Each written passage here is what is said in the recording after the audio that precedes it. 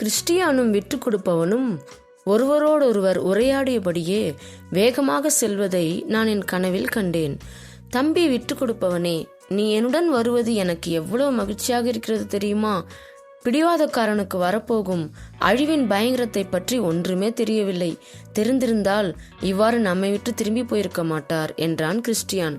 அது உண்மைதான். அவருக்கு இதை பற்றிய உணர்வே இல்லைதான். சரி சரி, அது போகட்டும். நாம் வேகமாக நடப்போம் என்று துரிதப்படுத்திய விட்டு கொடுப்பவன், நாம் போக போகும் இடத்திலுள்ள ஈவுகளை பற்றி ஒன்று கூட மறைக்காமல் என்னிடம் சொல்லும். இங்குதான் வேறு யாரும் இல்லையே என்று கேட்டுக்கொண்டான். அந்த ஈவுகளின் மேன்மையை பற்றி அதிகமாக நான் மனதில் உணர்ந்திருக்கிறேன். ஆனால் அவற்றை அப்படியே நாவினால் எடுத்துக்கூற முடியவில்லையே. ஒன்று செய்யலாம். இந்த புத்தகத்தில் அந்த பாக்கியங்களை பற்றி கூறப்பட்டுள்ளவற்றை நான் வாசிக்கிறேன். நீயும் அதை பற்றி அறிந்து கொள்ளலாம் என்று உற்சாகத்துடன் கூறினான் கிறிஸ்டியான். ஆமாம், நீர் இந்த புத்தகத்தில் எழுதப்பட்டுள்ளவைகள் எல்லாம் உண்மை என்று நம்புகிறீரா? சந்தேகத்துடன் கேட்டான் விட்டு கொடுப்பவன். ஏனப்பா இந்த சந்தேகம்? இவை அனைத்தையும் கூறியது பொய்யே சொல்லாத ஆண்டவர் அல்லவா என்று அவனை கடிந்து கொண்டான் கிறிஸ்டியான். அப்படியா? கேட்பதற்கு மிகவும் மகிழ்ச்சியாக இருக்கிறது. எங்கே அந்த ஈவுகளை கூறும், கேட்கலாம் என்று கேட்டான் விட்டு கொடுப்பவன். சொல்கிறேன், கேள்.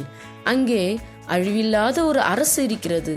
அதில் வசிப்பதற்கேற்றபடி நாமும் முடிவற்ற நித்திய ஜீவனை பெறுவோம். சரிதான். அப்புறம் நமக்கு மகிமையின் கிரீடங்கள் சூட்டப்படும். சூரியனை போல தகதகவென்று ஒளி வீசக்கூடிய அங்கிகள் நாம் அணிவதற்கென்றே தரப்படும். மேலும் அங்கே அழுகையோ துக்கமோ துயரமோ கிடையாது. ஏனென்றால் நமது கண்ணீரையெல்லாம் துடைக்கக்கூடிய வல்லமை உடையவர்தான் அந்த அரசை ஆளும் அதிபதி என்றான் கிறிஸ்டியான். மெத்த மகிழ்ச்சி.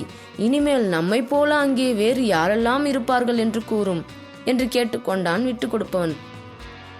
அங்கே நாம் கேருபீன்களோடும் சேராபீன்களோடும் சேர்ந்து உலாவுவோம்.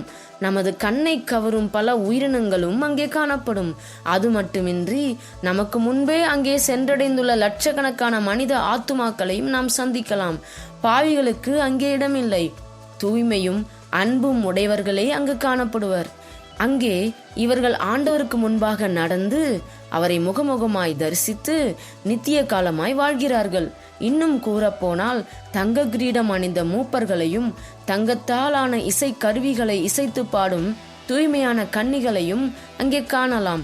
அது மட்டுமின்றி அந்த நாட்டு அதிபதியின் மீது பற்றுறுந்தி கொண்டிருந்ததின் காரணமாக வதைக்கப்பட்டவர்களையும் வெட்டி போடப்பட்டவர்களையும் நெருப்பிலிட்டு பொசுக்கப்பட்டவர்களையும் மிருகங்களுக்கு இரைகளாக போடப்பட்டவர்களையும் கடலில் தூக்கி எறிந்து கொல்லப்பட்டவர்களையும் அங்கே காணலாம்.